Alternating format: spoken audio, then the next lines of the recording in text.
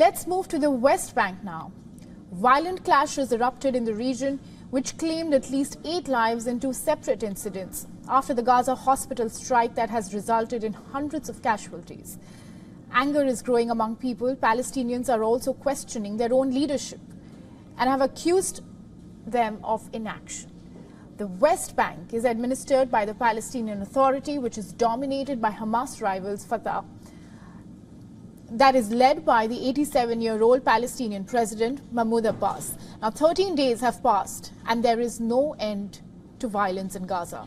People are demanding answers from their own leader. After the Gaza Hospital blast that claimed over 470 lives, situation has intensified on the ground. Demonstrators erupted across the West Bank. People carrying Palestinian flags marched against Israel's action in Gaza. Abbas cancelled a planned meeting in Jordan with US President Joe Biden on Tuesday, following the hospital bombardment. But as he returned to the West Bank, Abbas was greeted by hundreds of demonstrators marching in Ramallah to express their frustration. Clashes also erupted between Palestinian demonstrators and Israeli forces. 5 Palestinians were killed in clashes with Israeli forces in Nur Sham's refugee camp.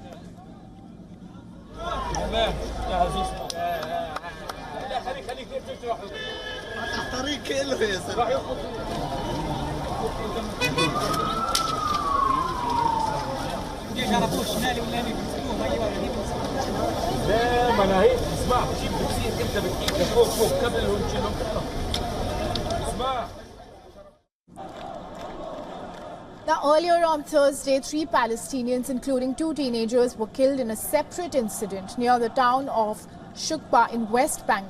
Palestinians held a funeral procession on Thursday for men killed by Israeli forces in the West Bank. In Ramallah, family members and others gathered at the morgue to bid farewell to dozens of Palestinians who have been killed in the West Bank in the latest flare-up of Israeli-Palestinian violence. Meanwhile, Palestinian authorities claim that Israel launched a widespread arrest campaign in West Bank. At least 120 Palestinians had been targeted, and this includes members of the Palestinian Legislative Council, leaders, former prisoners who had spent years in Israeli prisons. According to Palestinian authorities, the number of arrests has exceeded 6,000 cases so far this year.